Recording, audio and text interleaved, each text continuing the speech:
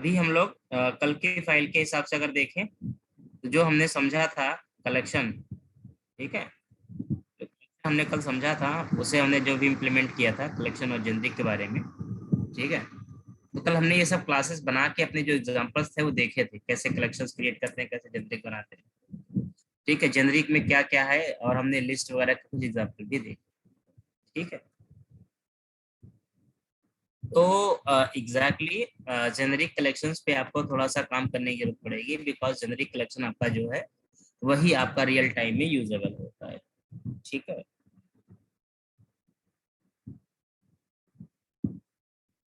तो उसके बारे में आप जरूर देखिएगा, प्रैक्टिकल करो, कोई भी कंफ्यूजन हो जरूर पूछो, जेनरिक हो नॉन जेनरिक हो, कोई भी कलेक्शन बनाना है, कैसे बनाना है, क्या टेक्निक है, समझना है, पूछो जो ना समझ में आए आपको, ठीक है। So right now today we will discuss about the first of all exception handling. Exception handling discuss करेंगे हम लोग, देन उसके बाद टाइम बचेगा तो फाइल हैंडलिंग डिस्कस करेंगे, ठीक है। So first of all exception and exception handling, right? First thing is the what is the exception? So we can say the exception is what? Exception is the runtime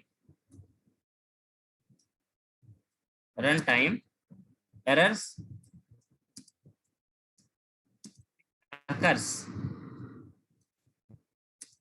during program execution। मतलब क्या है, exception एक तरह का run time error है जो programme के execute करते समय क्या होता है, अकर होता है या रेज होता है। मतलब एक्सेप्शन एक ऐसा रन टाइम एरर है जो प्रोग्राम के एग्जीक्यूट करते समय अकर होता है, रेज होता है, और ये क्या करता है, और the abnormal execution of flow। मतलब बेसिकली ये आपका जो भी कोड एग्जीक्यूशन होता है उसके फ्लो को ब्रेक कर देता है जब भी रेज होता है, जब भी रेज होता है, ठीक है। There is lots of C# classes which are responsible to throw the exception। मतलब यहाँ पर क्या है, कुछ C# की क्लासेस हैं जो एक्सेप्शन थ्रो करने के रिस्पॉन्सिबल होती है। मतलब जो एक्सेप्शन आता है वो किसके थ्रू आता है, ये C# क्लासेस उसे थ्रो करके देती हैं। यहाँ पर कई C# में आपकी एक्सेप्शन क्लासेस है जो थ्रो करके आपको देती है, ठीक है। एग्जाम्पल के लिए कौन सी क्लासेस हो सकती हैं, जैसे फॉर्मेट एक्सेप्शन, ओवरफ्लो एक्सेप्शन,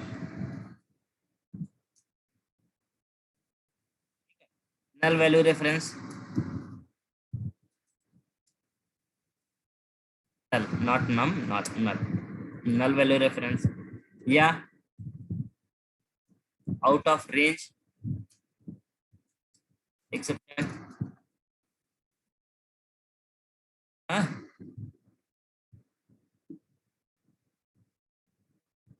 तो इस तरह के हमारे पास क्या है, classes. These are the classes which are responsible for throw the number of exception. मतलब हर एक्सेप्शन जो भी अपने पास आता है ना, उसकी कैटेगरी बनी गई है, उसकी कैटेगरीज हैं, जो जैसा आपके पास इशू होता है उसी तरह की क्लास एक्सेप्शन को रेज करती है, उसी तरह की क्लास आपके एक्सेप्शन को क्या करती है, रेज करती है, जो आपको एक्सेप्शन देखने के लिए मिलता है, right. That is very simple and very important. तो ये हमारा है एक्सेप्शन, ठीक है। And also C# also provide techniques to handle these. इन सभी एक्सेप्शन को हैंडल करने का जो टेक्निक है C# आपको प्रोवाइड करता है, ठीक है। मतलब C# के पास आपके पास ऐसी टेक्निक्स हैं जो इस तरह के आए हुए एक्सेप्शन को क्या करते हैं, हैंडल कर लेते हैं, ठीक है। तो आपका जो एक्सेप्शन होता है वो अगर आता है तो इनके थ्रू हैंडल हो करके आपका काम हो जाएगा, मतलब आपकी हैंडलिंग हो जाती है। ठीक है। सो कैसे हैंडल होता है इसमें? इसमें आप यूज करते हो ट्राई, आप अपना कोड लिखते हो और कोड, देन आप करते हो कैच, और यहाँ पर हैंडलर क्लास और उसका हैंडलर क्लास होगी और उसका ऑब्जेक्ट होगा। फिर उसके बाद आप क्या लगाएंगे? ब्रैकेट, उसके अंदर आप यूज करेंगे और हैंडलर कोड। ठीक है, एंड दैट्स इट। ये टेक्निक होगा इसे हैंडल करने का। तो चलो एक एग्जांपल लेते हैं जहां पर एक्सेप्शन को रेज करते हैं या थ्रो करते हैं, और फिर उसे हैंडल करके देखते हैं कि रेज कैसे करना है और उसे हैंडल कैसे करना है। ठीक है, तो इसे समझिए। तो पहले तो रेज कैसे होता है, इसके लिए मैं अपने program.cs में चलूंगा, और यहाँ पर मैं एक छोटा सा कोड लिखूंगा जिसमें मैं एक्सेप्शन रेज करके आपको दिखाऊंगा, फिर उन्हीं एक्सेप्शन को हैंडल करके दिखाऊंगा। जैसे मैं बोलूँ कि मुझे ना 2 नंबर इंटर कराने हैं, और 2 नंबर का मुझे क्या निकालना है? डिविडेंड रिजल्ट निकालना है। Let me do that. Console dot write line, enter first number,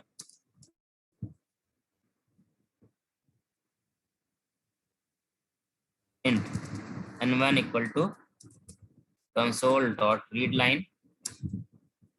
ठीक है, जस्ट टू बी पार्स, सुनो, int डॉट पार्स। आपने क्या किया? वैल्यू को अपना कन्वर्ट कर लिया। नंबर 1 एंटर करा लिया, सिमिलरली नंबर 2 एंटर कराना, enter second number, missing bracket, n2 fill the brackets. ठीक है, नंबर 2 एंटर करा लिया, देन आपने कहा यहाँ पे int r equal to n1 divide by n2। Now you can just print the result. Your result is, ठीक है, देखो छोटा सा कोड है। ठीक है, ये बहुत छोटा सा कोड है जो आपको सबको समझ में आ रहा होगा, बट इस कोड को अगर मैं रन कराऊं तो आप देखेंगे जब हम नॉर्मल काम करेंगे तो सब कुछ सही रहेगा। अब ये सब कुछ सही रहेगा, लेकिन जैसे ही केस आपका अबनॉर्मल होगा, जैसे ही केस आपका अबनॉर्मल होगा, आप देखेंगे कि आपका कोड तुरंत टर्मिनेट होगा। देखना है इसको।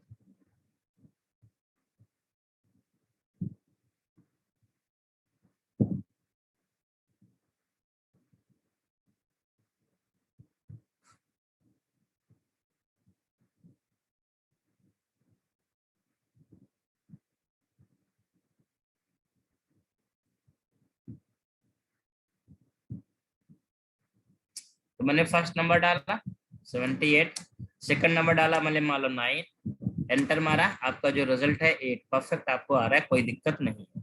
मतलब देखो इस सिचुएशन में कोई प्रॉब्लम तो है ही नहीं।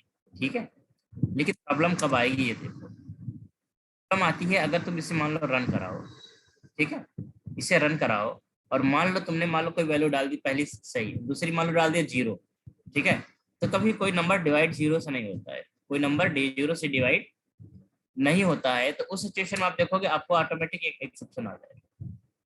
एंटर मारते ही अपने आप एक एरर आएगी, और देखो यहाँ पर एक क्लास है जो जनरेट कर रहा है डिवाइड बाय 0 एक्सेप्शन क्लास है, और क्या कह रहा है ये? Attempted to divide by 0, that is not possible. Right, तो एक देखो केस ये हो गया, जिस क्लास से आपका एक्सेप्शन आया जब आपने गलत किया कुछ। वंस अगेन आप एक फिर गलत करो, मान लो मैंने कुछ स्ट्रिंग डाल दिया, अब यहाँ पर टाइप कास्टिंग नहीं हो सकती, फिर से एक्सेप्शन आएगा। यहाँ पर क्लास बदल गई, देखो फॉर्मेट एक्सेप्शन आ रहा है, और यहाँ पर आप देखोगे तो मैसेज चेंज हो गया। ये दूसरी वजह हो गई एक्सेप्शन आने की। तीसरी वजह देखो, जैसे मान लो आप कोई नंबर ही दे रहे हो, बट नंबर इंटीजर की लेंथ से ज्यादा दे रहे हो, जो इंटीजर की लेंथ होती है उससे ज्यादा दे दिया। देखो यहाँ पर एक दूसरी क्लास है जो इसने एक्सेप्शन थ्रो कर दिया, ओवरफ्लो एक्सेप्शन। मतलब अलग अलग केस में अलग अलग एक्सेप्शन क्लासेस आपके एक्सेप्शन को थ्रो करती हैं, रेस करती हैं। ठीक है, जिससे हमें ये समझ में आता है कि एक्सेप्शन की वजह क्या हो सकती है। तो अब कंडीशन क्या है, इसे मुझे हैंडल करना है। ये तो बात हो गई एक्सेप्शन रेस होने की, अब इसे हैंडल करना है। ठीक है, तो हमारे पास सिंपल टेक्निक क्या होती है? It's very simple. जितना भी कोड मेरा सेंसिटिव कोड होगा, मैं सारा कोड क्या करूंगा, ट्राई के अंदर डालूंगा, या ट्राई लिखूंगा, ट्राई में सारा कोड डाल दूंगा। ट्राई में आपने डाल दिया, उसके बाद आपको एक कैच जरूर लगाना है, कम से कम एक कैच लगाएंगे, मल्टीपल कैच भी लगा सकते हैं। के अंदर आपको अपना हैंडलर देना है, मतलब कौन हैंडल करने वाला, किस तरह का एक्सेप्शन आएगा। तो अगर मेरे पास मान लो फॉर्मेट एक्सेप्शन आता है, ठीक है, we can just use the format exception.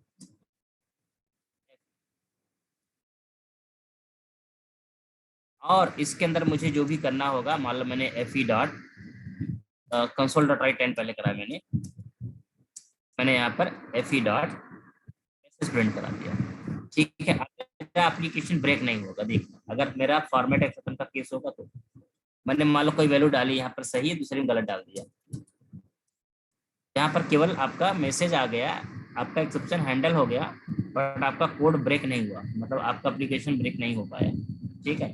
ये हो गई उसको हैंडल करने की टेक्निक, मतलब आपका ये हो गया क्या, एक्सेप्शन हैंडलिंग, यानी आप एक्सेप्शन को क्या कर रहे हो, हैंडल कर रहे हो, राइट।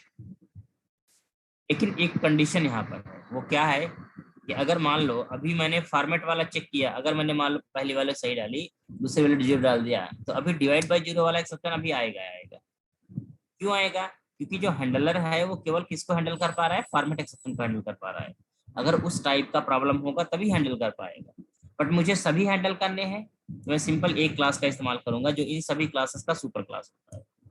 आप क्या करेंगे, एक क्लास इस्तेमाल करेंगे, दैट इज द एक्सेप्शन। अगर आप एक्सेप्शन क्लास लगा देते हैं हैंडलर में, ये सभी क्लासेस को हैंडल कर लेगा। सो यहाँ पर आप चाहे नोट करके भी रख सकते हो इस पॉइंट को, क्या कहेंगे आप इसके बारे में, all the exception classes inherit a base class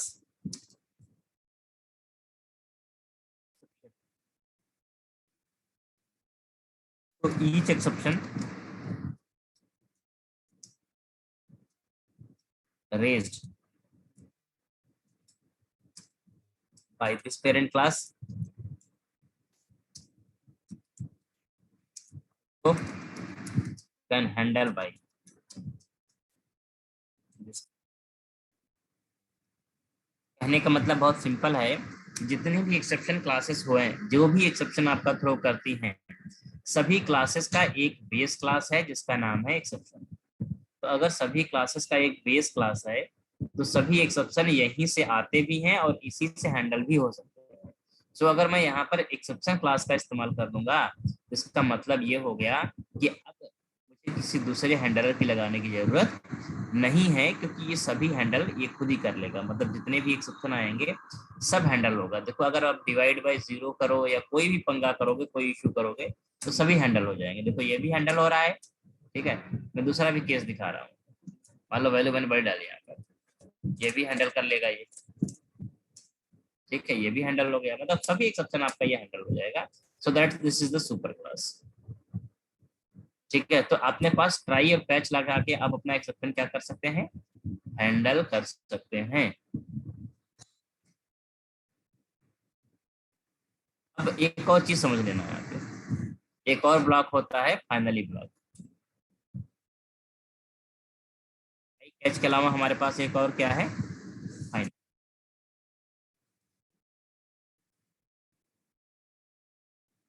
what about the final, finally block ensure code execution. It means it provide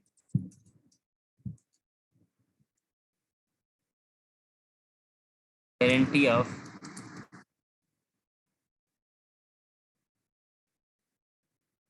either is or मतलब इसका यही सिंपल सा है कि अगर एक्सेप्शन आपका आता है तब भी और नहीं आता है तब भी, दोनों ही केस में आपका ये जो बेसिकली फाइनली ब्लॉक है, ये हमेशा चलता ही चलता है, ठीक है। आएगा तब भी चलेगा और नहीं आएगा तब भी चलेगा। दोनों केस में चलेगा ये, इसकी ये गारंटी होती है फाइनली ब्लॉक लगाने की। ठीक है, तो अगर कभी हमारे कोड के अंदर कुछ ऐसा कोड लिखा हुआ है जिसको एग्जीक्यूट कराना हमारे लिए मैंडेटरी है या हमारे लिए बहुत ज्यादा जरूरी है, कोड एग्जीक्यूट होना ही होना चाहिए किसी भी कंडीशन, तो आप उस कोड को फाइनली ब्लॉक के अंदर राइट करेंगे। ठीक है, ताकि जब भी आपका कोड चले तो आपका वो कोड 100% क्या हो, एग्जीक्यूट, 100% एग्जीक्यूट हो, एग्जीक्यूशन की गारंटी। दैट्स वेरी इंपॉर्टेंट, तो आपको अंडरस्टैंड करना है। आओ समझते हैं इसको, इसको भी चला के देखते हैं। सो हमेशा फाइनली एक ही लगता है, ध्यान रखना, आप लास्ट में लगाते हैं फाइनली को, और इसके अंदर आप कुछ भी लिख सकते हो, आई विल एग्जीक्यूट।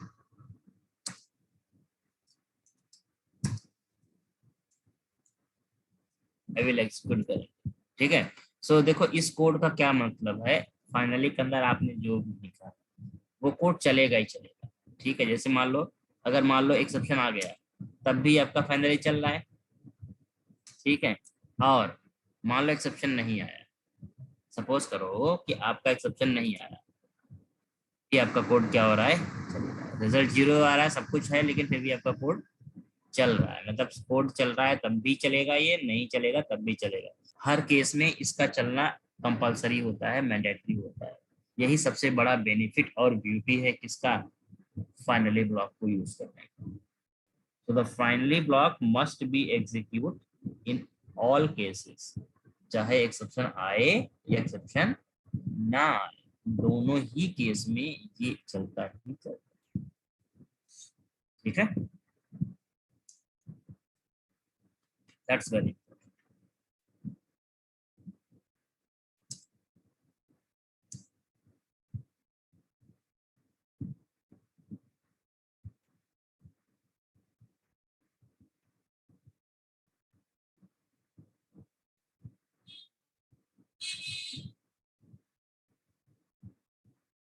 समझ में आ गई बात सबको, कोई कंफ्यूजन इसमें?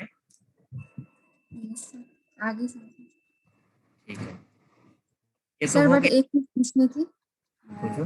सर, जैसे कि आपने बार बार चेक कर रहे हैं ना, बार बार रन करना पड़ रहा है स्ट्रिंग डाल के या फिर जीरो डिवाइड करके, कुछ ऐसा ऑप्शन नहीं मिलता कि एक ही बार रन करे और उसमें चेक कर ले सारे ऑप्शन? कंसोल पे नहीं होता है ये चीज, विंडो पे आपको, वेब पे काम करेंगे तो वहां मिलेगी, कंसोल पे ऐसा ऑप्शन नहीं, क्योंकि कोड अच्छा ब्रेक होने दोबारा रन कराना पड़ता है ना, कोड ब्रेक कर गया तो रन दोबारा कराना पड़ेगा। अच्छा। हाँ, प्रोजेक्ट ब्रेक हो जाता है, कंसोल पे चीज नहीं। इसमें एक और यस। चीज होती है एक्सेप्शन में, एक और होता है, C# also provide throw keyword to raise your own exception। अगर आपको खुद का अपना एक्सेप्शन थ्रो करना है तो आप थ्रो कीवर्ड के थ्रू एक्सेप्शन रेज कर सकते हैं। ठीक है, आप चाहो तो अगर आपको कभी खुद का एक्सेप्शन थ्रो करना हो किसी कंडीशन में, तो आप अपना खुद का एक्सेप्शन थ्रो कर सकते हो, बहुत ही आसान तरीके। थ्रो कीवर्ड उसके लिए दिया गया है जो आपके एक्सेप्शन को थ्रो करेगा। कैसे थ्रो करेगा, जैसे मान लो डिवाइड बाय 0 है, ठीक है, तो अगर मेरे पास एक और मैं चाहता हूं कि अगर n1, सपोज करो there is 2 value, right, there is 2 value, और ये दोनों वैल्यू ही अगर मान लो n1 आपका जो है वो छोटा होता है n2 से, तो एक्सेप्शन आ जाना चाहिए।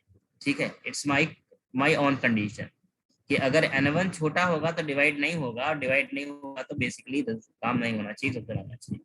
So let me raise the exception. इसके लिए मैं एक अपनी क्लास बनाऊंगा, खुद की एक्सेप्शन क्लास बनाऊंगा, जिससे मैं अपना एक्सेप्शन ट्रेस करूंगा। ठीक है, तो डिवाइड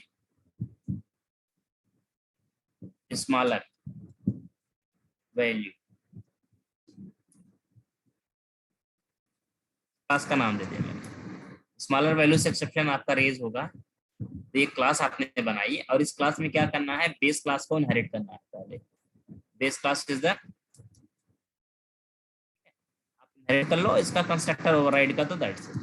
तो divide by 0 smaller exception whatever and the base, okay, base, and this will be simple, you can pass here some messages, कुछ मैसेज भी आप पास कर सकते हो यहाँ पर अपनी जरूरत के हिसाब से. So if I want to pass the some message like first number can not be lower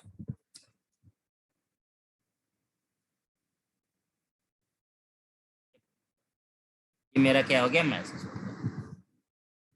हाँ, ये मेरा मैसेज हो गया. एग्जैक्टली सिंपल सा टर्म यहाँ पर हमने यूज किया है. तो सिंपली अगर मैं यहाँ चलता हूँ, मान लो वैल्यू अपने एंटर कराया और आपको एक सप्ताह थ्रो कराना है, तो सिंपली क्या करेंगे, कुछ करेंगे नहीं आप यहाँ पे. ठीक है, आपको करना क्या है, आपको करना यह है कि आप यहाँ चलेंगे और कंडीशन लगा देंगे if n1 less than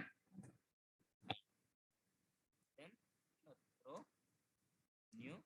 exception की क्लास आप यूज करेंगे. ठीक है, डिवाइड बाय, अच्छा आपने divide by zero exception divide smaller आपने बनाया हुआ है. तो क्लास आपने बना दी है डीएलएल के अंदर. सबसे पहली चीज तो ये जो आपने लाइब्रेरी बिजनेस लिए बनाई थी वहां बनाई है, तो कोई बात नहीं है, मैं यहाँ से भी से रेज कर सकता हूँ. क्लास कहीं बनाओ और मैं इसको नेम स्पेस ऐड कर लूंगा, जो भी नेम स्पेस इसका है. So should be public, not this private class. The public fine. Then name space केवल ऐड कर लो बस, तो थ्रो करेगा ये एक्सेप्शन को. देखो जैसे अगर मैं रन कराऊंगा कोड अपना, और अगर मान लो पहली वैल्यू दूसरी वैल्यू छोटी है, तो अपने आप क्या करेगा, एक्सेप्शन थ्रो कर देगा. जैसे मान लो आपने डाला, अगर मान लो 3 डाल दिया, मान लो 1 डाल दिया, तो कोई पंगा नहीं, सही चलेगा. लेकिन जैसे आपने क्या किया, मान लो पहली वाली 4 डाल दिया, दूसरी 6 डाल दिया, ऑटोमेटिक क्या हो गया, यहाँ पर एक्सेप्शन आ गया. देखो first number can not lower than second number. Exception handling आपने ट्राई कर रखी है यहाँ पर है, तो आपका एक्सेप्शन हैंडल हो जा रहा है. अदरवाइज तो एक्सेप्शन ही आया है, एक्सेप्शन आपका रेज हुआ है, लेकिन हैंडलिंग होने की वजह से आपका ट्राई कैच लगा है तो हैंडल हो गया, कोड फटा नहीं आपका. तो ये इसका बेनिफिट होता है कि आप अपना खुद का एक्सेप्शन रेस कर सकते हो और उसे हैंडल कर सकते हो अपनी रिक्वायरमेंट के अकॉर्डिंग.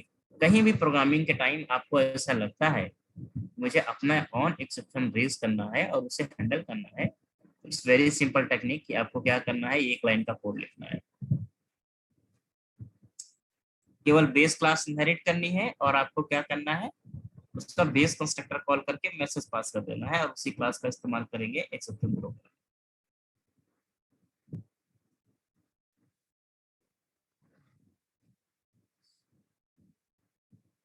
इसमें क्या नहीं समझ आया,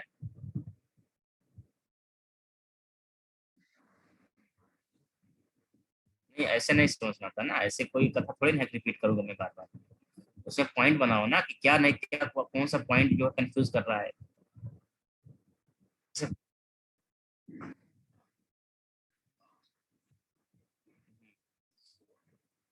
प्रॉपर्टी नहीं है, कंस्ट्रक्टर है, ध्यान से देखो.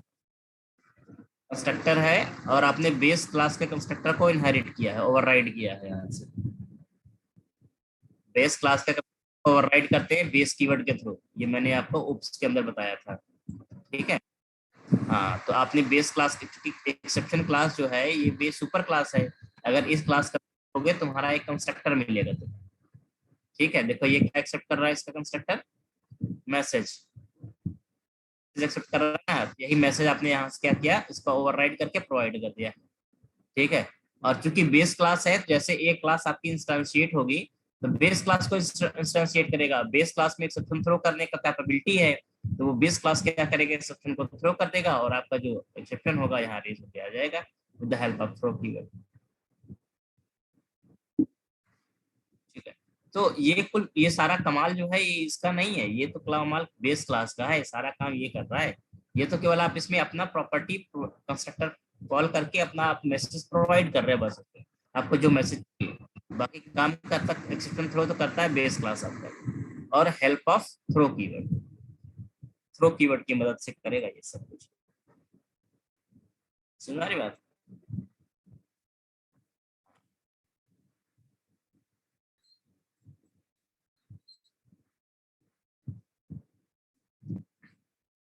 तो एक्सेप्शन हैंडलिंग बस इतनी सी बात है, ज्यादा कुछ इसमें होता नहीं है, बस केवल अंडरस्टैंड करना है।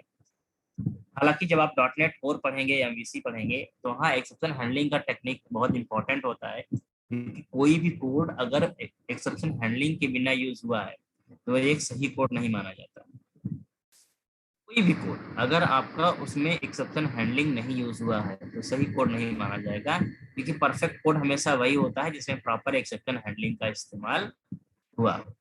प्रॉपर एक्सेप्शन हैंडलिंग का इस्तेमाल हो वही आपका परफेक्ट कोड माना, देन कोड परफेक्ट नहीं माना जाएगा। सबसे इम्पोर्टेंट चीज, दूसरी इंपॉर्टेंट चीज है यहाँ पर कि जो आपका कोड है उस कोड में एक्सेप्शन हैंडल करने के आजकल टेक्निक्स बदल गए। जैसे पहले हम लोग या ट्रेडिशनल तरीका बोला जाए तो ट्राई कैच होता है, ये जो है आप ट्राई कैच के थ्रू ट्रेडिशनल टेक्निक होता है।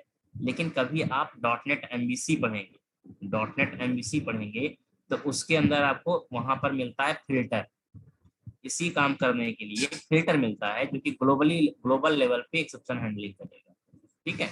या फिर अगर आप यही चीज आप .NET कोर पढ़ेंगे, .NET कोर के अंदर आपको मिलेगा .NET कोर के अंदर आपको मिलेगा मिडलवेयर, जो यही काम ग्लोबल लेवल पे आपको करके देता है। मतलब इस चीज को ना, क्योंकि एक्सेप्शन हैंडलिंग एक ऐसा टेक्निक है जो जनरली हर जगह करना पड़ता है, तो बेहतर ऑप्शन इसका ये माना जाता है कि अगर आपके साथ ऐसा कुछ भी है तो सिंपल आप क्या करो, आप सिंपल इतना करो कि आप अपना ग्लोबल उससे हैंडल करो, जिससे आपके एप्लीकेशन में जितने पेजेस होंगे हर पेज हर मेथड में जाकर ट्राई कैच नहीं लिखना पड़ेगा, एक ही जगह से सारे के सारे एक्सेप्शन को हैंडल आउट कर लेगा। That's may be beneficial for you, ठीक है। क्योंकि अगर आप ऐसा कर पाते हैं तो आपका कोड जो होता है कम लिखना पड़ेगा, बार बार ट्राई कैच लगाने से आप बच जाते हैं। ये आपका मे बी बेनिफिट आपको मिलता है, मिल सकता है, right. That is very simple and important.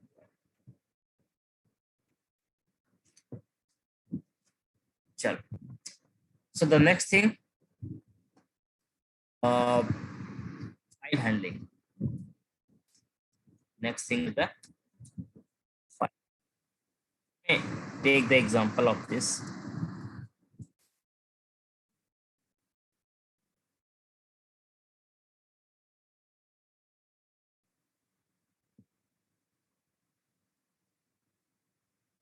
File handling क्या है एग्जैक्टली है, यू नो फाइल हैंडलिंग को क्या बोलते हैं? File handling technique to create, read, write, append files and directory। कहने का मतलब क्या है, फाइल हैंडलिंग जो है ना एक ऐसी टेक्निक है जो प्रोग्राम के थ्रू फाइल को क्रिएट करना, रीड करना, राइट करना, उसमें डेटा अपेंड करना, डिलीट करना, उसकी इंफॉर्मेशन निकालना, फोल्डर को क्रिएट करना, उसको डिलीट करना, उसकी इंफॉर्मेशन निकालना, ये सारा कुछ आप कर सकते हो फाइल हैंडलिंग के थ्रू, ठीक है। मतलब फाइल हैंडलिंग अगर आप पढ़ते हैं तो इसका मतलब क्या है कि आप इससे आप अपने प्रोग्राम के थ्रू सारी इसकी चीजें जो भी फाइलें होती हैं उनको रीड राइट करने का जो भी काम होता है वो सारा कुछ आप कर सकते हो आसान तरीके से, ठीक है। आप देखते हैं कभी भी प्रोग्रामिंग में आप जब समझते हैं तो देखते हैं हर एक कहीं फाइल अपलोड होता है, कहीं डाउनलोड होता है, कहीं फाइल क्रिएट होती है, कहीं रीड होती है, तो ये सारा जो कुछ फेल है ना ये सब फाइल हैंडलिंग के थ्रू होता है, सारी चीजें फाइल हैंडलिंग के थ्रू। दैट्स वाई ये इम्पोर्टेंट भी है थोड़ा सा, क्योंकि कहीं ना कहीं ये हर प्रोजेक्ट के अंदर हर जगह आपको यूज करना होता है। हालांकि इजिएस्ट वे है, टेक्निक बहुत ही आसान सी है, बट आप देखेंगे तो ये आपको कहीं ना कहीं यूज में होता है। So you need to be practice out all the things, इन सब चीजों पे आपको प्रैक्टिस करने की जरूरत पड़ती है कि आप कैसे फाइल हैंडलिंग का इस्तेमाल प्रॉपर तरीके से करते हैं, कैसे फाइल्स को रीड करते हैं, कैसे फाइल्स में डेटा राइट करते हैं, कैसे क्या चीज को इम्प्लीमेंट करते हैं, इस पे आपको देखने की जरूरत पड़ेगी, ठीक है। सो अब मैं आपको इसका टेक्निक्स बताऊंगा ताकि आप पूरे वीक में इसका प्रैक्टिकल कर लो, आप समझ लो, ठीक है। एक पॉइंट और इसमें है, all the file handling related classes exist in system.io name space, मतलब अपने पास क्या है, system.io नाम का एक नेम स्पेस है, system.io नाम का एक नेम स्पेस है जिसके अंदर ये सारी की सारी क्लासेस रखी गई हैं जिससे आप अपना फाइल हैंडलिंग कर सकते हो। ठीक है, मतलब फाइल हैंडलिंग करने के लिए रिलेटेड जितनी भी क्लासेस हैं ये सब system.io नाम के नेम स्पेस के अंदर रखी गई हैं जिससे आप अपनी पूरी फाइल हैंडलिंग ट्राई कर सकते हो, इम्प्लीमेंट कर सकते हो। तो late me do this example लेते हैं। पहला, गेटिंग ड्राइव इन्फो। अगर आपको ये पता करना है कि आपके सिस्टम के अंदर कितनी ड्राइव्स हैं, हर ड्राइव का नाम क्या है, हर ड्राइव में टोटल साइज कितनी है, हाँ हर ड्राइव में अवेलेबल साइज कितनी है, ये सारी इंफॉर्मेशन अगर आपको पता करनी है प्रोग्राम के थ्रू, तो उसके लिए आपको क्या टेक्निक है ये देखो। ठीक है, so you can just use all the things same, but try catch के अंदर मैं यहाँ ट्राई के अंदर कोड लिखूंगा, कैच वैच अपना अपने ऐसे छोड़ दो या फाइनली हटा दो इसमें से, ताकि एक्सेप्शन आए तो हैंडल हो जाए। ठीक है, अब मैं यहाँ पर सिंपल क्या करूंगा, एक क्लास इस्तेमाल करूंगा that is called the drive info. क्या यूज करेंगे, ड्राइव इन्फो। लेकिन क्लास यूज करने से पहले आपको क्या करना चाहिए, नेम स्पेस इंपोर्ट कर लेना चाहिए, that is the using some dot ठीक है, can use the drive info. ठीक है, drives equal to drive info again dot get drive. अब देखो गेट ड्राइव जो रिटर्न करता है वो एक एरे रिटर्न करता है। ठीक है, ये ड्राइव इन्फो आपने बनाया, इससे आप एरे बना दोगे, मतलब आपकी जितनी ड्राइव होंगी ये सब एरे में आ जाएंगे। ठीक है, अब मैं एक लूप चलाऊंगा यहाँ पे, एक पहले मैसेज प्रिंट करा लेते हैं यहाँ पर, ऑल ड्राइव इन्फो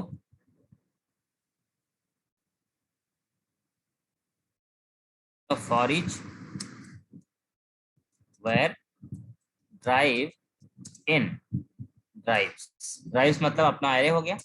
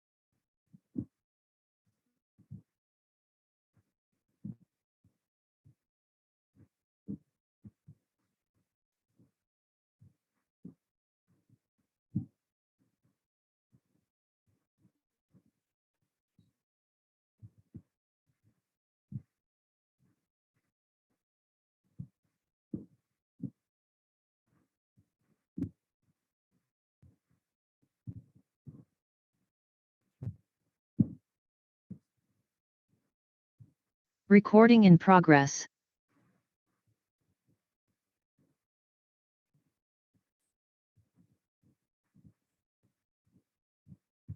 हाँ, तो हम लोग बात कर रहे थे कि ड्राइव इंफॉर्मेशन कैसे निकाली जाए।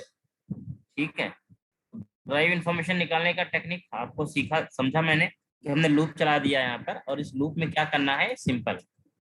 ठीक है, आप सिंपल क्या करिए, मान लो ड्राइव का नेम प्रिंट कराना है तो ड्राइव नेम प्लस कर दो, ड्राइव ड्राइव वेरिएबल है डॉट नेम। ठीक है, आपको टाइप प्रिंट कराना है, अब टोटल साइज है, अवेलेबल साइज है, जो भी इंफॉर्मेशन आपको प्रिंट कराना है, drive type drive total size drive free size. ठीक है, जो भी बाकी इंफॉर्मेशन है तो यहाँ पर आप प्रिंट करा दो, drive type drive total size drive total free space, ये सारी इंफॉर्मेशन आप निकाल सकते हैं। ठीक है, बट अभी अगर मैं इसको रन कराऊंगा तो मुझे एक एरर शायद मिले। ठीक है, वो क्या एरर मिलेगी, यू कैन सी दैट। मैं यहाँ पर एक ब्रेक लाइन प्रिंट करूंगा ताकि आपको आउटपुट देखने में दिक्कत ना हो। जस्ट रन दिस, देखो एक एक्सेप्शन मिल जाता है। एक यहाँ पे आ गया, the drive is not ready. ठीक है, अब देखो इसमें क्या हुआ कि मेरे पास यहाँ पे सी डी ई 3 ड्राइव थी, तो पहले सी का निकल गया, डी का और ई का। ई का एक्सेप्शन क्यों आता है, क्योंकि ई ड्राइव में क्या होता है, सी डी होती है, और सी डी ड्राइव तो हम इंसर्ट करते नहीं है। जब सी डी ड्राइव नहीं इंसर्ट करेंगे, उसका जो साइज निकालने जाएगा तो एरर आ जाएगा, क्योंकि साइज तो मिलेगा ही नहीं उसका। ठीक है, तो एक्सेप्शन हैंडलिंग चुकी है तो वो हैंडल हो जा रहा है, कोई दिक्कत नहीं है, लेकिन यहाँ एक्सेप्शन है। ठीक है, बट अगर आप ऊपर की यहाँ पे ड्राइव देखेंगे तो यहाँ पर आपको ड्राइव का नेम दिखेगा, ड्राइव का टाइप दिखेगा, ड्राइव का टोटल साइज दिखेगा, ड्राइव का फ्री साइज दिखेगा। सेम चीज हियर यहाँ पे है। अब देखो ड्राइव का जो टोटल साइज है अब आपको बाइट में दिखता है, यहाँ पर जो भी इंफॉर्मेशन आएगी मेमोरी की वो बाइट में आती है, इतना बाइट फ्री है। सो बाइट को अगर आप मेगा बाइट में कन्वर्ट करना चाहते हैं या किसी में भी कन्वर्ट करना चाहते हैं तो आप अपने हिसाब से कैलकुलेट कर सकते हैं, निकाल सकते हैं। ठीक है, कन्वर्टर बना लीजिए, डिवाइड करना होगा आपको 1024 से, कुछ नहीं करना। इसको डिवाइड करेंगे तो आपका 1 किलोबाइट निकल आएगा, किलोबाइट करेंगे तो हम लोग मेगाबाइट, मेगाबाइट से गीगाबाइट। ठीक है, बस वही चीज होती है और कुछ भी नहीं आता। तो ये एक बहुत सिंपल से टेक्निक है, जो भी बाइट आएगा आपने करना कुछ नहीं है, टोटल साइज है तो this total size should be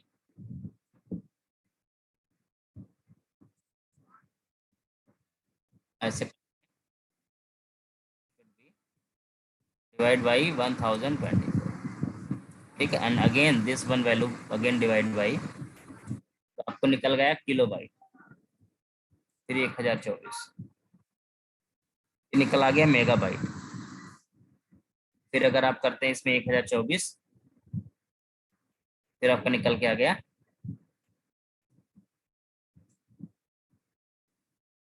gigabyte, मतलब जीबी। सेम चीज को नीचे भी प्रोड्यूस करते हो।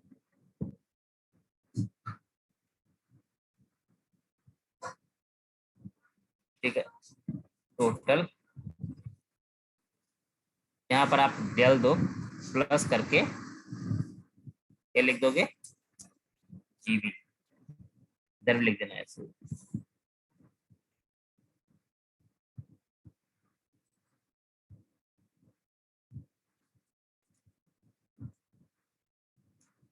जीबी, तो लेट मी रन दिस।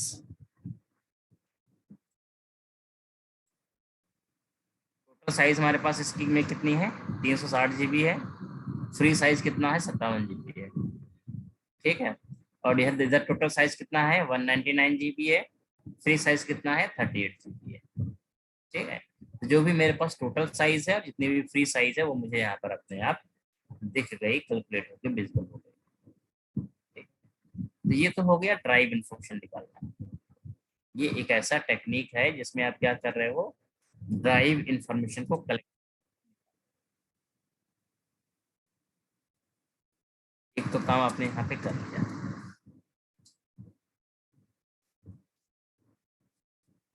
आपको मैं बताऊंगा डायरेक्टरी के साथ काम करना। डायरेक्टरी मतलब फोल्डर बनाना है, फोल्डर की इंफॉर्मेशन निकालनी है, कुछ भी डायरेक्टरी के साथ करना है तो किस तरह से डायरेक्टरी इंफॉर्मेशन को निकाली जाएगी। ठीक है, जैसे आप यहाँ पे ड्राइव इन्फा इस्तेमाल करते हैं, ऐसे हम लोग डायरेक्टरी इंफॉर्मेशन का भी इस्तेमाल करते हैं। क्या करना आपको है, सिंपली डायरेक्टरी इन्फो और एक आपको यहाँ पर डायरेक्टरी नाम का वेरिएबल बनाओ। ठीक है, और उसके बाद यहाँ पर क्या करोगे, डायरेक्टरी इन्फो जो क्लास अपने पास है ना, ये इस क्लास को आप क्या करोगे, इंस्टेंशिएट करोगे।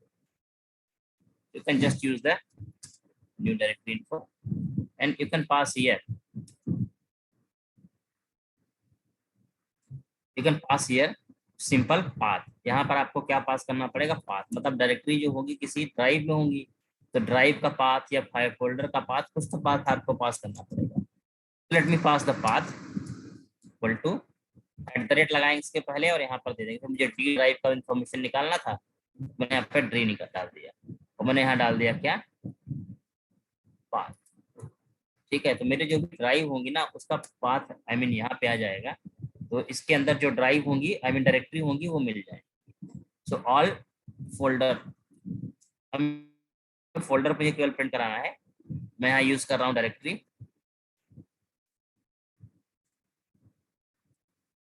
And just be D, directory D. ठीक है, अब ये एग्जैक्टली आपके पास क्या होता है, यहाँ पर जितनी भी डायरेक्टरी, पहले तो ये डायरेक्टरी का इंफॉर्मेशन निकाल के दे देगा, मतलब इस पाथ पे क्या है ना ये निकाल के दे देगा, बट मुझे आपको इसमें से सारी डायरेक्टरी चाहिए तो डायरेक्टरी डॉट गेट यहाँ पर करेंगे। देखो गेट फाइल्स है, क्रिएट है, देखो ये सब इंफॉर्मेशन आ रहा है। आपको क्या चाहिए यहाँ से, तो मुझे डायरेक्टरी चाहिए तो मैं क्या करूँगा, गेट डायरेक्टरीज। जितनी भी डायरेक्टरीज होंगी ना यहाँ पे ये सारी की सारी निकाल के मुझे दे देगा। So let me print the only thing, something folder name. I want print only the folder name. So d dot name. You can also print the full name. So अगर आप folder full name print करना चाहते हैं तो full name का मतलब full path. ठीक है, कुछ इस तरह से print कर सकते हैं। ठीक है, या फिर आप इसमें जो भी इसकी इंफॉर्मेशन होती है वो सब प्रिंट कर सकते हैं। फिर आपका क्रिएशन टाइम आपको जानना है, क्रिएशन टाइम कब का है,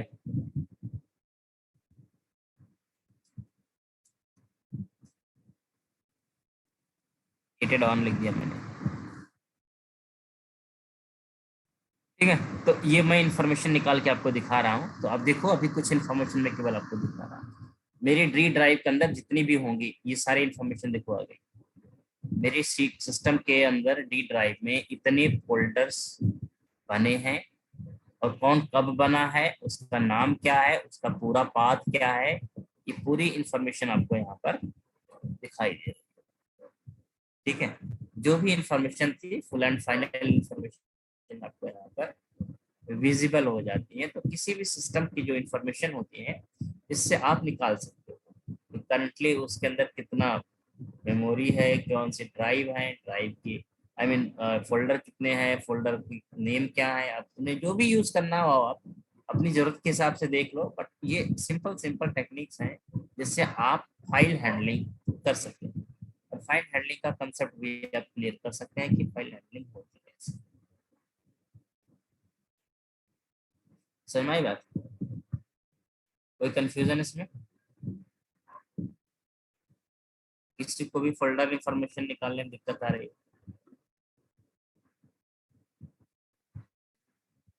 ठीक है, ये तो ऐसी बहुत सारी इंफॉर्मेशन होती है जिसे आप कलेक्ट कर सकते हो सेम ऑब्जेक्ट से। ठीक है, अब किसी फोल्डर के अंदर की अगर मुझे फाइल निकालनी होगी तो क्या करूंगा मैं। ठीक है, जैसे अगर मान लो मैं कहूँ कि यार मेरे पास ना, मेरे पास यहाँ पर डी ड्राइव के अंदर, ठीक है, मेरे पास एक प्रोजेक्ट डाटा नाम का फोल्डर है, या मान लो प्रोजेक्ट डाटा छोड़ो, यहाँ पर ट्रेनिंग नाम का फोल्डर है। इस ट्रेनिंग फोल्डर के अंदर कुछ फाइल्स है, मान लो इसके अंदर हमारे पास नोट्स नाम का फोल्डर है और इसमें जो फाइल्स है ना इनकी इंफॉर्मेशन मुझे निकालनी है। ठीक है, मतलब मेजर लोकेशन जो होगा वो ये रहेगा, ट्रेनिंग के अंदर नोट्स के अंदर जो भी है। तो सिंपली हम क्या करेंगे, पाथ अपना प्रोवाइड कर देंगे। तो हमने कहा डी के अंदर ट्रेनिंग है, ट्रेनिंग के अंदर क्या है, नोट्स, ये पाथ आपने दे दिया। और इस पाथ के अंदर जितनी भी आपको फाइल्स, अब यहाँ पर गेट डायरेक्टरी नहीं करूंगा मैं, पहले तो मैं आपका ये कोड उठा के डाल देता हूँ इधर, कमेंट आउट कर देते हैं।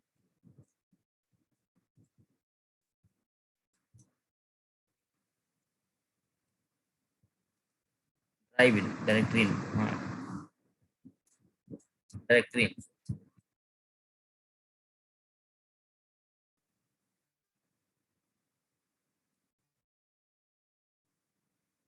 और अब आपको मैं बताता हूँ कैसे आपको निकालना है। तो आप यहाँ पर गेट डायरेक्टरी की जगह पे क्या करेंगे, गेट फाइल्स कर सकते हैं। गेट फाइल्स में क्या होगा, जो भी फाइल के नेम होंगे वो आपको मिलेंगे, ठीक है। सो फाइल के इन्फॉर्मेशन मिलेगी, तो मैं केवल फाइल के कुछ इन्फॉर्मेशन, सेम इन्फॉर्मेशन प्रिंट कराऊंगा, जैसे नेम है, फुल नेम, क्रिएशन टाइम, ये सब केवल प्रिंट कराइए उसको।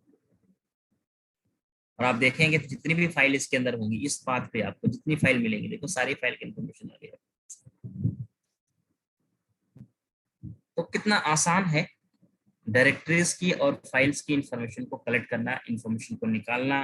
और अगर आप इंफॉर्मेशन निकाल पा रहे हैं तो उसको अपनी रिक्वायरमेंट के हिसाब से हैंडल आउट भी कर सकते हैं। कि निकालना, अगर आपको फाइल और इंफॉर्मेशन पता चल गई तो बाकी हैंडलिंग तो आपके लिए आसान होती है, आप आसानी से हैंडल कर सकते हैं। तुम्हारे बात, ये बहुत बेसिक सी स्टोरी है, किस तरह से आप अपना फाइल हैंडलिंग, मतलब बेसिक चीजें में कैसे आप अपना डायरेक्टरी इन्फॉर्मेशन निकालेंगे, कैसे इन चीजों को हैंडल करते हैं। अगर इसमें कोई कंफ्यूजन हो तो खाना, कोई दिक्कत हो कुछ।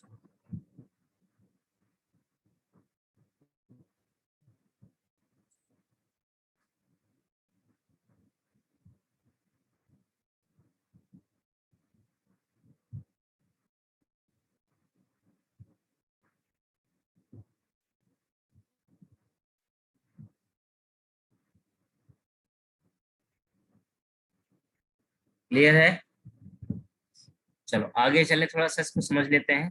अभी मैंने फाइल इंफॉर्मेशन निकालना बता दिया, अब मुझे मान लो फोल्डर क्रिएट करना है, फोल्डर डिलीट करना है, या कुछ भी ऐसा करना है।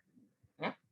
तो अगर मुझे फोल्डर डिलीट करना है तो मैं फोल्डर डिलीट कर सकता हूँ, अगर मुझे क्रिएट करना है तो मैं क्रिएट कर सकता हूँ, एज पर माई चॉइस। मुझे क्या करना है, मैं अपने हिसाब से जो भी करना चाहूँ कर सकता हूँ, ठीक है। तो अगर मुझे मान लो फोल्डर कोई भी, मान लो मुझे कोई फोल्डर क्रिएट करना है, मान लो इस पाथ पे ही क्या करना है, एक फोल्डर बनाना है, तो मैं कैसे बनाऊंगा फोल्डर, बहुत आसान। पहले इसको रख दो, गेट फाइल,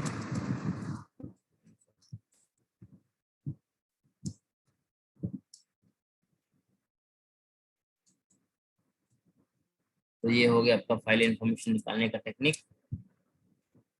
इसके बाद अब हम आएंगे यहाँ पर क्रिएटिंग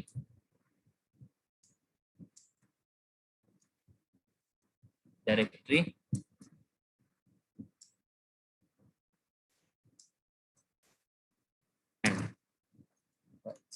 मतलब डायरेक्टरी और फाइल क्रिएट करना है, डिलीट करना है तो कैसे करें, ये बहुत सिंपल समझ लेते हैं। अगर आपको मान लो कोई फाइल क्रिएट करना है, पहले डायरेक्टरी क्रिएट करते हैं, फोल्डर। मान लो मुझे नोट्स के अंदर एक फोल्डर क्रिएट करना है, ठीक है, और कोर टेक नाम का एक फोल्डर क्रिएट करना है। तो मैंने फोल्डर का नाम दे दिया, या आपको नहीं देना है, आप यूजर्स लेना चाहते हो तो यू कैन डू दैट, ठीक है। तो आपको क्या करना है, बहुत सिंपल होगा, console dot write line, enter, folder name,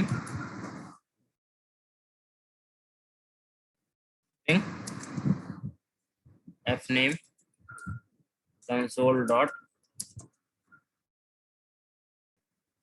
folder name ले लिया आपने। अब आपको क्या करना होगा, दोनों पाथ को कंबाइंड, पाथ जो मेन आपका बेस पाथ है और जो आपका फोल्डर का नेम होगा, कंबाइंड करना पड़ेगा। कैसे करेंगे, स्ट्रिंग पाथ मतलब फुल पाथ, आप एक वेरिएबल ले लेंगे, इक्वल टू पाथ एक क्लास होती है, डॉट कंबाइन नाम का फंक्शन यूज करेंगे, इसके अंदर हम पाथ देते चले जाएंगे।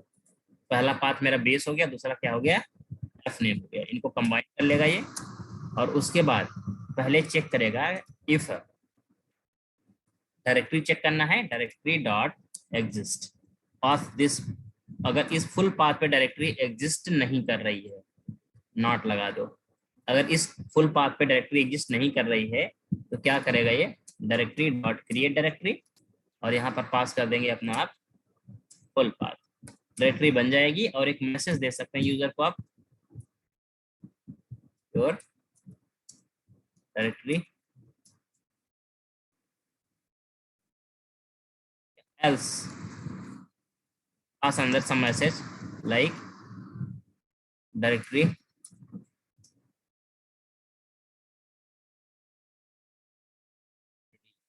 मतलब डायरेक्टरी क्रिएट हो गई, डायरेक्टरी आपकी ऑलरेडी क्या है, एग्जिस्ट कर रही है। सिंपली रन करा लो, देखो फोल्डर बनता है या नहीं बनता है।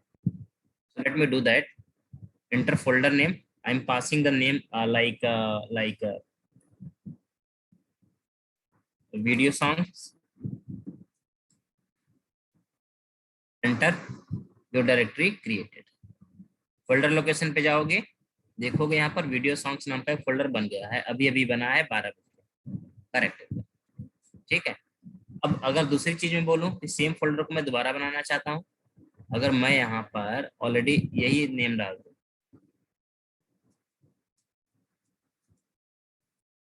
एंटर, तो क्या बोल रहा है ये, डायरेक्टरी ऑलरेडी एग्जिस्ट, क्योंकि आपने इस फोल्डर को पहले बना चुके हैं, तो आप सेम नाम का 2 फोल्डर नहीं बना सकते हैं सेम लोकेशन।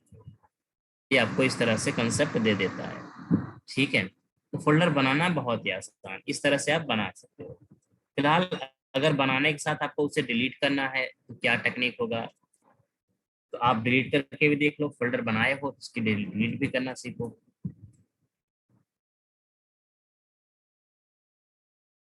करना तो है नहीं, अगर डिलीट करना है तो आप अपने फोल्डर का पहले पाथ सेट कर लो यहाँ पर, ठीक है। या फिर एक काम करो, ऐसा ही यहाँ पे ऐसे कर दो, अगर डायरेक्टरी एग्जिस्ट कर रहा है, ठीक है, सेम चीज पे रखो, तो क्या करेगा, डिलीट डायरेक्टरी कर देगा, ठीक है, ये डायरेक्टरी डिलीटेड, ठीक है। और नहीं है तो बोल देगा क्या, डायरेक्टरी नॉट, क्योंकि होगा तभी डिलीट करेगा, नहीं होगा कहाँ से डिलीट करेगा, ठीक है। सो अगर मैंने मान लो यहाँ पर कोई भी डायरेक्टरी का नाम डाल दिया पहले, तो क्या बोलेगा, डायरेक्टरी नॉट एग्जिस्ट, बिल्कुल नहीं है, किसे डिलीट करेगा। लेकिन अगर मैं सेम डायरेक्टरी का नाम डालूं जो मैंने बनाया,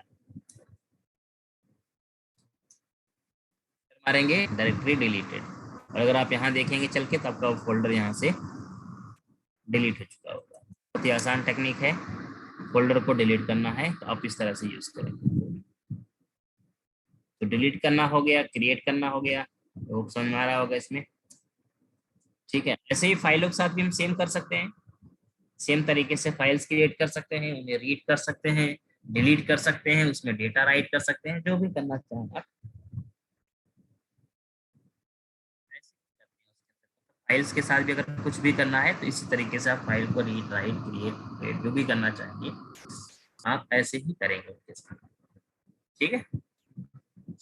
चलो करके देख लेते हैं, फाइल के साथ भी सेम चीजों को प्रोसेस करते हैं। अगर मुझे मान लो फाइल यहाँ पे क्रिएट करनी है, नोट्स के अंदर ही मान लो बनाना है, ठीक है, तो मैं क्या करूंगा, एंटर फाइल नेम, सेम ऐसे ही बनेगा, ये पाथ वाथ ऐसे कंबाइन करना, ठीक है। बस एक चीज ध्यान रखना, इसके साथ आपको फाइल नेम जो है उसके साथ कोई एक्सटेंशन आपको चाहिए होता है, मतलब फाइल का टाइप क्या बनाना चाहते हैं, वेरी इंपॉर्टेंट। अगर टाइप नहीं देंगे तो फाइल वो किस टाइप की बनाएगा, तो फाइल टाइप की फाइल बना देगा। आपको हमेशा टाइप देना है कि भाई आपको टेक्स्ट बनाना, डॉक बनाना है, तो मुझे यहाँ पर देना है text, मैं क्या करूंगा, .txt लगा दूंगा, ठीक है, नोटपैड टाइप की फाइल बन जाएगी। पाथ आप यहाँ पर आप ये यूज करेंगे,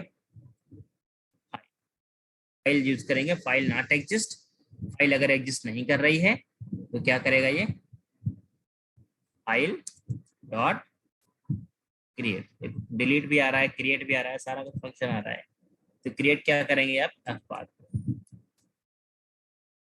फाइल आपकी हो जाएगी यहाँ पे बन। अब यहाँ बोलेंगे यहाँ पर योर फाइल, और यहाँ पर बोलेंगे फाइल ऑलरेडी एग्जिस्ट,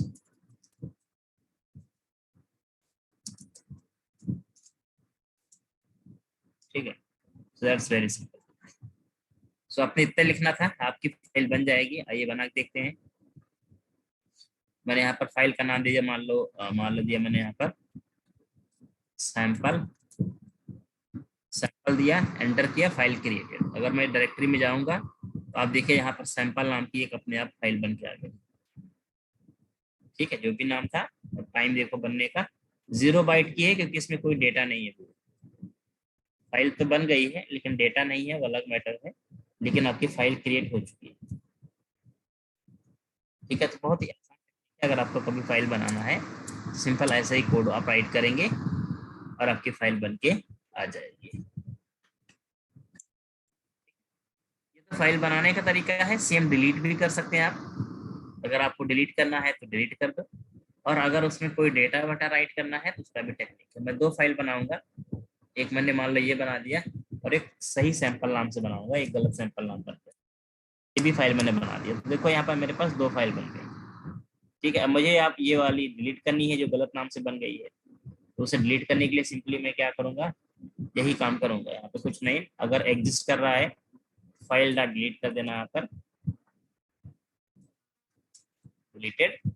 और फाइल ऐसा नहीं है तो भाई नॉट एग्जिस्ट कर देंगे। और तो अगर मैं यहाँ पर डालता हूँ तो क्या बोलेगा ये, फाइल डिलीटेड। अगर देखेंगे तो ये फाइल आपकी यहाँ से गायब हो गई, केवल सैंपल सही नाम वाली बची हुई। बहुत सिंपल तरीके से फाइल आपकी डिलीट हो जाती है। हाँ, फाइल का नाम वाला अगर आप नहीं एग्जिस्ट करेगा, सेम नाम दिया आपने, तो क्या बोलेगा, फाइल नॉट एग्जिस्ट, बात करने फाइल बात होता नहीं। सिंपल है, फाइल को क्रिएट करना, रीड करना, राइट, आई मीन जो भी अपने पास करना है ना, सब कुछ यहाँ पे आता है। चीज़ों की प्रैक्टिस आपको थोड़ी करनी पड़ेगी, तो आपकी चीज़ें क्लियर हो जाती हैं कि किस तरह से प्रॉपर इसे हम डील करते हैं, प्रॉपर इसे हैंडल करते हैं।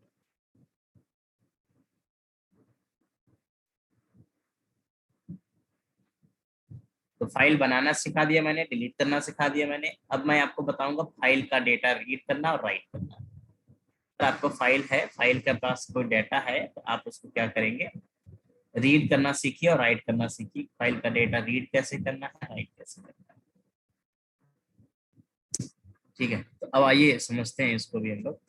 तो मेरे पास मान लो ये फाइल है। अब पहले फाइल में डेटा रीड करना है तो मुझे कुछ कंटेंट यहाँ पे लिखना पड़ेगा। ठीक है, so let's go with Google anything, lorem ipsum, just pick some content उठा लो, फाइल में जाओ, राइट पेस्ट कर दो। ये अपने पास क्या हो गया, कंटेंट। ये डेटा रीड करना है प्रोग्राम के थ्रू। कैसे रीड किया जाएगा, बहुत सिंपल होगा। पाथ आपको पता ही है, स्लैश सैंपल डॉट, ये मेरा पाथ है। यहाँ सब हटा देते हैं। हम यहाँ पर सिंपल यूज करेंगे एक स्ट्रीम रीडर नाम की। राइट करने के लिए स्ट्रीम राइटर होगा और रीड करने के लिए रीडर होगा। ठीक है, बट उससे पहले आप यूज करेंगे file stream. File stream, stream equal to file stream. तो फाइल स्ट्रीम आपको देना है, फाइल का एक्सेस देना है। ठीक है, तो फाइल आपकी क्या हो गया, पाथ हो गया। फाइल का एक्सेस मतलब क्या हो गया, फाइल मोड। फाइल मोड आप देंगे क्या यहाँ पर, ओपन और रीड। ठीक है, यहाँ पर ओपन और रीड। तो यू कैन क्रिएट ओपन और मतलब आप ओपन कर रहे हैं यहाँ पर, तो ओपन कर लो और क्रिएट कर लो। ठीक है, उसके बाद आप यूज करो फाइल रीडर का। फाइल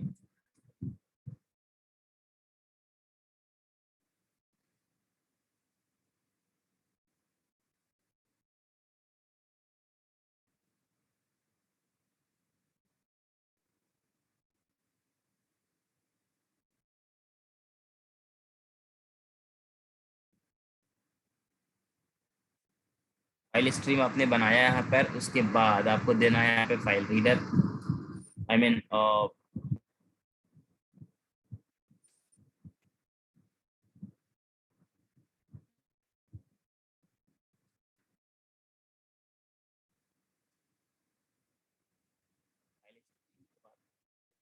कहाँ गया reader class.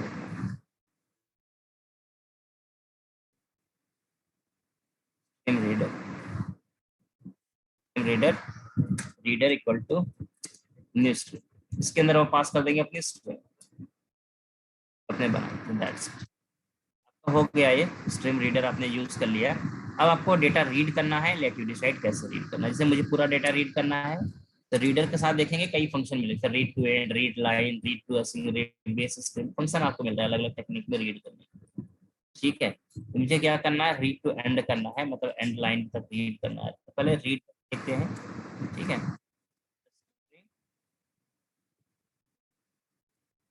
Are equal to simple use करेंगे reader dot read, read function का इस्तेमाल किया आपने, कंसोल डॉट राइट एंड किया, क्या रीड करके आपको देते हैं, there is some error, sorry reader तो ये आपको बताता है रीड करके कि रीड में मतलब यहाँ पर है या नहीं अवेलेबिलिटी, मतलब पोजीशन है या नहीं। तो आप रीडर की जगह यूज करेंगे रीड टू एंड या read line. Read to end use करिए तो रीड टू एंड मतलब रीड एंड तक करेगा, और एंड तक रीड करके जो भी डेटा होगा सारा फाइल का आपको यहाँ पर प्रोवाइड करके। तो बहुत ही आसान तरीका है कि आप किस तरह से डेटा रीड कर सकते हो। रीड एक होता है लाइन, मतलब अगर आपको सिंगल लाइन रीड करना है you can just use the single line, एक लाइन रीड करने के लिए रीड लाइन आप यूज करेंगे। बाकी इसमें एक ही लाइन में सारा डाटा है। अभी अभी मैं आपको दिखाऊं इसमें, तो अगर मैं इस डाटा को, फाइल के डाटा को अलग कर देता हूँ, मान लो जैसे मैंने यहाँ पर इन लाइन में इसको बना देता हूँ, तो कंट्रोल एस मार दोगे तो देखना यहाँ पर चीजें थोड़ी चेंज हो जाएंगी।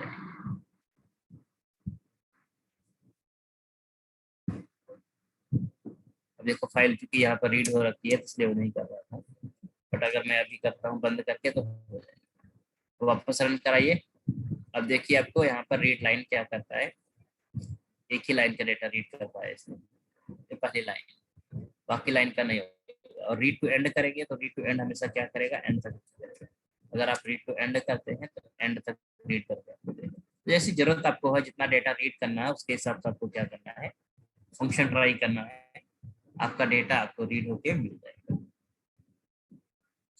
क्लियर है, क्या करना है, फाइल को रीड करना है। फाइल रीड करना बहुत ही आसान। अगर फाइल के अंदर कोई डेटा आपको राइट करना है तो आप क्या करेंगे, यहाँ पर आप सिंपल सा यहाँ पर क्या करेंगे, स्ट्रीम रीडर जगह पे स्ट्रीम राइटर यूज करेंगे। क्या यूज करेंगे, स्ट्रीम राइटर। यहाँ पर क्या पास करेंगे, अपनी वही स्ट्रीम। ठीक है, आपको क्या राइट करना है उसके अंदर आप अपना डिसाइड कर लो। ठीक है, तो राइटर मुझे करना है यहाँ पर राइट लाइन करना है। ठीक है, राइट क्या करना है, राइट लाइन करना है। ठीक है, so this is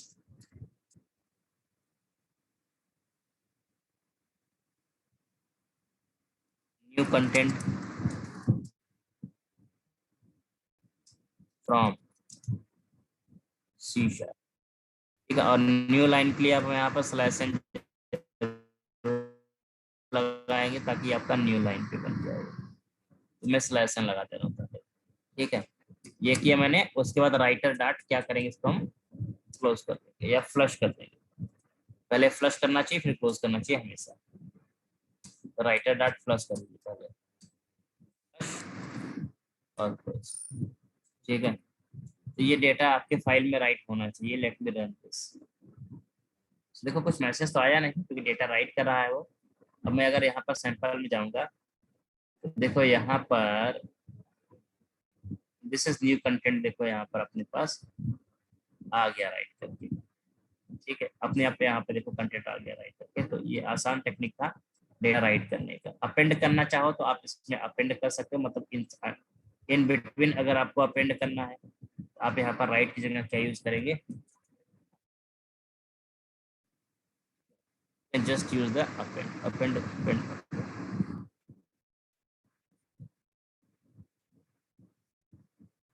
writer.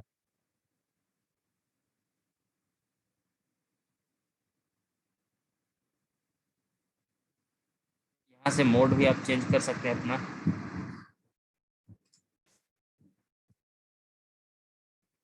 Append mode ले लीजिए यहाँ पर। पहले तो ये अपेंड करेगा, अपेंड मतलब मोड राइट ही करेंगे हम लोग, करेंगे फंक्शन वही यूज, राइट लाइन ही। लेकिन अपेंड देखो क्या करेगा, अगर मोड हमने चेंज कर दिया ना, तो आपका जो फाइल है उसके अंदर आप देखेंगे जो आपका डेटा होगा ना, अब वो लास्ट में जाने लगेगा। देखो अब कहाँ कंट्री गया, नीचे जाएगा। अगर अपेंड करना है, लास्ट में जाना है तो अपेंड मोड ले लो, राइट करना सामान्य तरीके से तो राइट ले लो, और राइट भी कर सकते हैं आप इसमें, तो अपनी जरूरत के हिसाब से जैसे उसको डील या परफॉर्म करना चाहोगे कर लोगे, कोई दिक्कत नहीं। ठीक है, ये पूरा खेल फाइल हैंडलिंग का है, फाइल रीड करना, राइट करना, डिलीट करना, जो भी करना है अपने यहाँ पे हिसाब से कर सकते हो फाइल हैंडलिंग को लेकर। ये ओवरऑल थिंग्स हैं अबाउट फाइल हैंडलिंग जो आप करते हैं अपनी जरूरत के हिसाब से। इसका प्रैक्टिकल करिए, इसको अंडरस्टैंड करिए, इसमें कोई भी कंफ्यूजन हो तो पूछिए, मैं बताऊंगा, और इसको सॉल्व करिए। ठीक है, सो अब हमारे पास जो कंसर्न है वो है सिंपल, ये है कि नेक्स्ट वीक से हम लोग इसमें छोटा छोटा टॉपिक कुछ और है, जैसे आपको मैं 2-3 चीज बताने वाला हूँ। एक्सटेंशन मेथड हो गया, पार्शियल क्लास हो गया, फील्ड कीवर्ड हो गया, इन सबको डिस्कस करूंगा। और उसके बाद मैं नेक्स्ट वीक से आपको ले चलूंगा एसक्यूएल पे। सो नेक्स्ट वीक हमारा एसक्यूएल स्टार्ट हो जाएगा। ठीक है, सो उसके पहले पहले आप लोग इस सब चीजों की प्रॉपर प्रैक्टिस कर लेना, जो भी चीज। अगले वीक का टॉपिक कोई इंपॉर्टेंट बहुत नहीं है, बस केवल हमेशा जानकारी के लिए हम लोग रखते हैं अपने पास, तो कोई दिक्कत नहीं है। लेकिन अभी तक इतनी जितनी चीजें आपने पढ़ी है ना, इन चीजों को काम कर लेना, क्योंकि ये कहीं ना कहीं यूज होती है।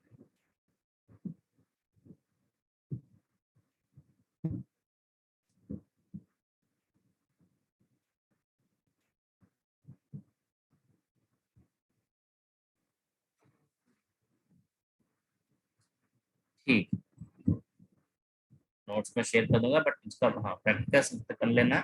अगर इसमें कोई फाइल हैंडलिंग में कुछ और हेल्प चाहिए तो आप ब्लॉग निकाल लेना, कोई भी कोड निकाल लेना, उस कोड को प्रैक्टिस कर लेना, और उसमें भी कोई कंफ्यूजन बने उसको रख लेना अपने पास पूछने के लिए, तो वापस डिस्कस कर लेंगे।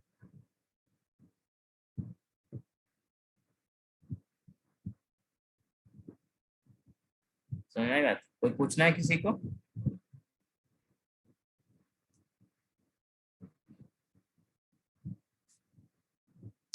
ठीक है, ठीक है, तो आप लोग प्रैक्टिस करो इतना। हमारे पास जो टॉपिक थे आज का, सी शार्प मतलब आपका exception handling and file handling, दोनों टॉपिक को हमने पूरा डिस्कशन कर लिया है, एग्जांपल्स भी इसके देख लिए हैं, और होप वीडियो आपके पास है ही, आप देख इसको प्रैक्टिकल कर लेना, फाइल को रीड करना, राइट करना, क्रिएट करना, और इसमें मैं नीचे कुछ क्वेश्चन भी डाल के दे रहा हूँ। ठीक है, इतना नहीं दे रहा हूँ मैं, नीचे कुछ क्वेश्चंस भी ऐड कर दे रहा हूँ उसमें, तो जो क्वेश्चंस होंगे वो क्वेश्चंस आप जरूर सॉल्व करना। ठीक है, इसमें मैं आपको कुछ क्वेश्चन ऐड कर देता हूँ, तो वो क्वेश्चन सॉल्व करोगे तो आपका ऑटोमेटिक धीरे धीरे कॉन्सेप्ट क्लियर हो जाएगा, फाइल हैंडलिंग जो भी कॉन्सेप्ट होगा वो क्लियर हो जाएगा। ठीक, चलो।